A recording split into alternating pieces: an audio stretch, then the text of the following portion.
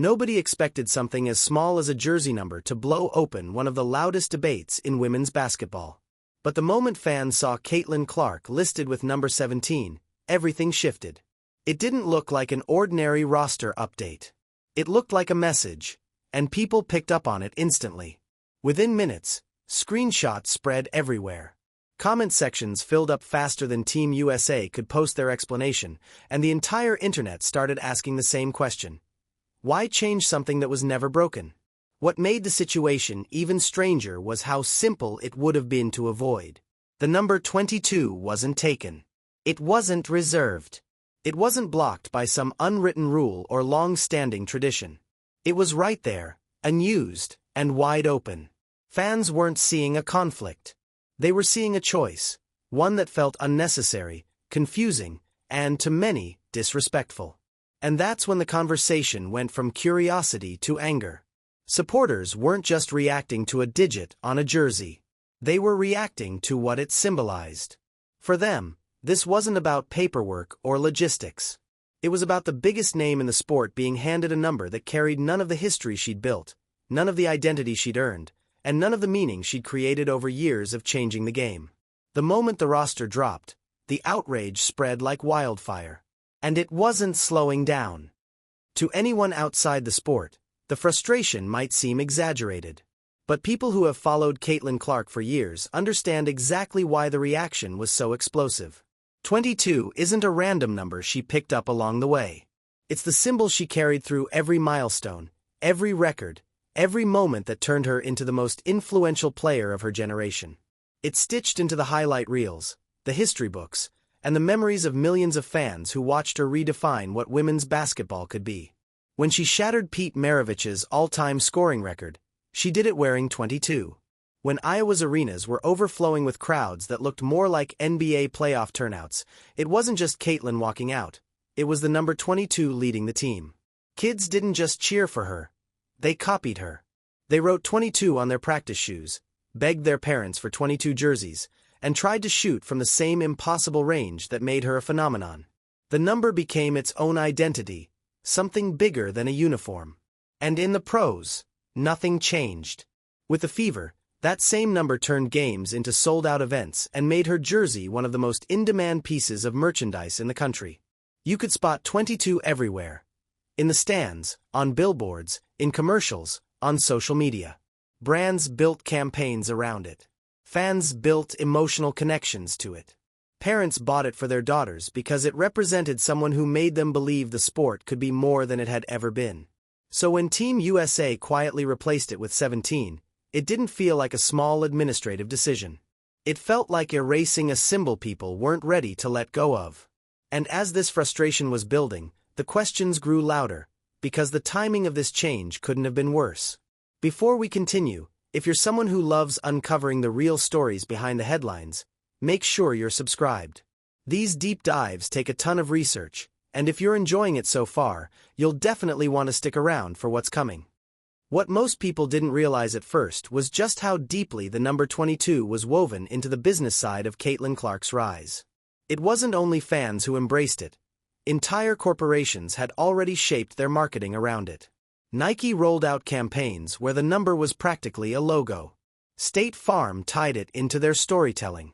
Gatorade used it in their visuals, tagging the digit to her identity just as strongly as her name.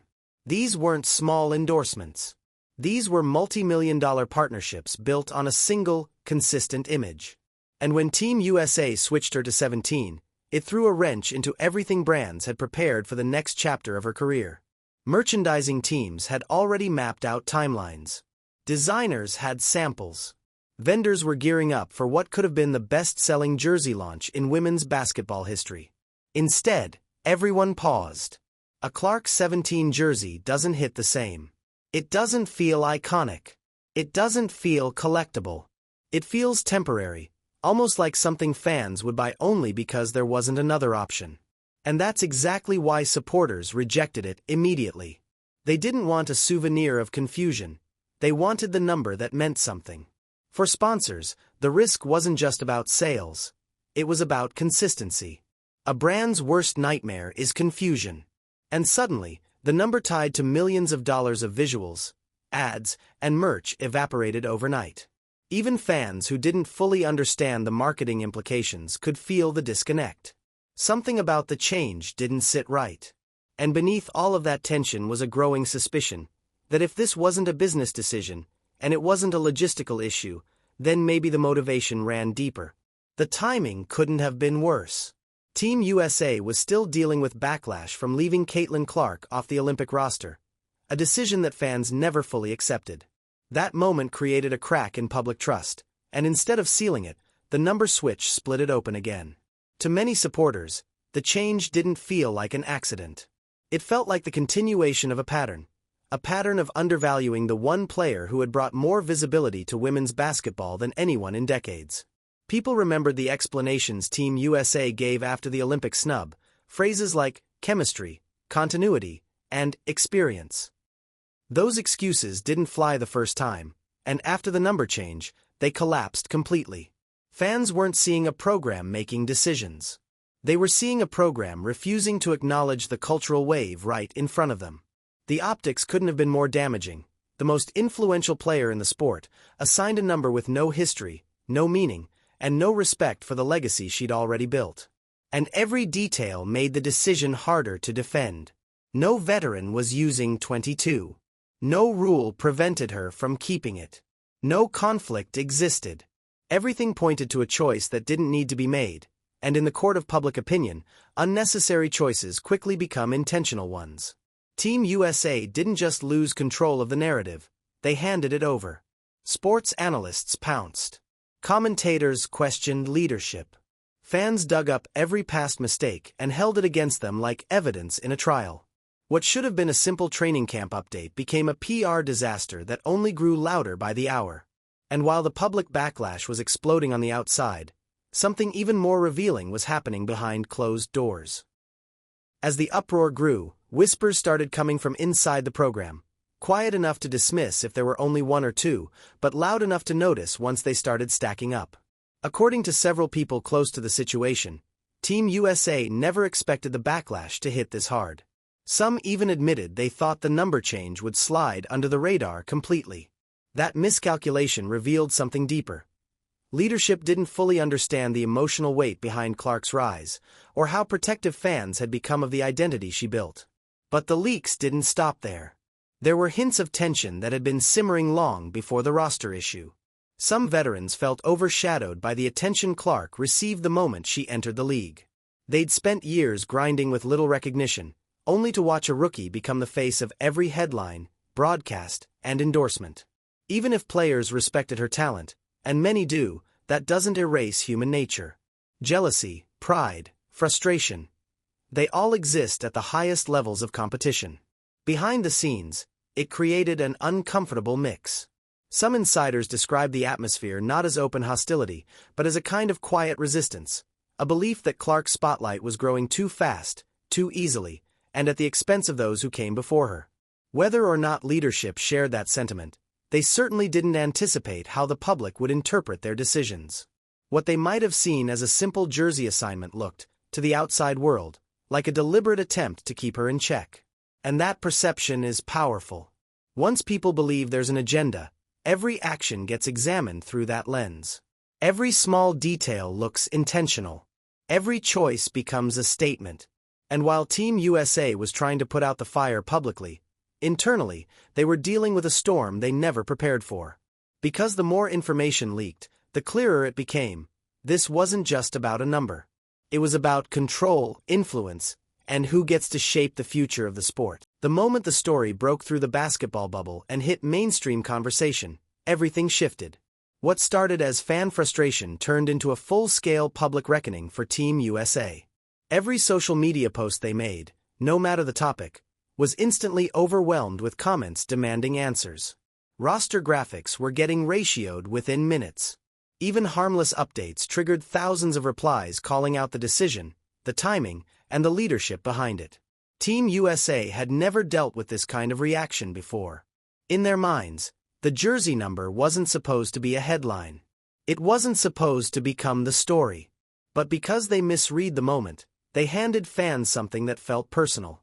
They touched the one symbol people associated deeply with Caitlin Clark's rise.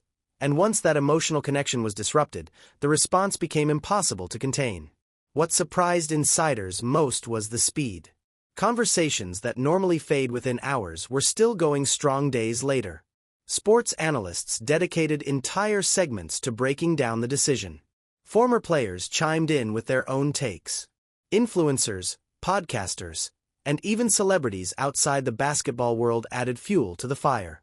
It became a national talking point, not because people cared about a number, but because they cared about what it represented. And every time Team USA tried to clarify or ignore the situation, the reaction only grew louder. The organization wasn't just dealing with criticism. They were dealing with a wave of public energy they weren't prepared to face. A wave driven by fans who felt they were defending something bigger than a player. They were defending the movement she sparked. What Team USA saw as minor logistics had turned into a moment that revealed just how disconnected they were from the culture forming around them. And that disconnect was about to become even more obvious in the days that followed. Long before this controversy, the signs were already there. Caitlin Clark wasn't just another talented athlete, she was becoming a cultural event. Every arena she entered turned into a celebration. Tickets that once collected dust were suddenly selling for hundreds. Television ratings doubled, sometimes tripled, whenever she stepped on the court. And entire families who had never watched women's basketball before were now rearranging their schedules just to catch her play. This wasn't manufactured hype. It was a genuine shift in how people connected to the sport. Clark brought in a wave of new fans, not casual watchers, but devoted followers who felt personally invested in her success. They saw her as someone breaking barriers, someone challenging old systems, someone opening doors that had been stuck shut for decades. To them, she wasn't just playing basketball. She was rewriting the trajectory of the women's game. And the number 22 was the thread that tied all of it together. It was the symbol of the movement, instantly recognizable even to those who didn't follow the sport closely. Parents painted it on posters. Kids wore it on their backs. Broadcasters referenced it with the same familiarity as her name. You could say, 22, and everyone knew exactly who you meant. That's why Team USA's decision struck such a nerve. It wasn't simply changing a number. It was misreading a generational shift. They saw an athlete. The world saw a phenomenon. They treated the situation like an internal detail. Fans saw it as a public dismissal of the very movement helping elevate women's basketball to heights it had never reached before. And ironically, every attempt to contain the backlash only amplified her influence. The controversy didn't weaken her brand. It strengthened it. Supporters doubled down. Media coverage multiplied.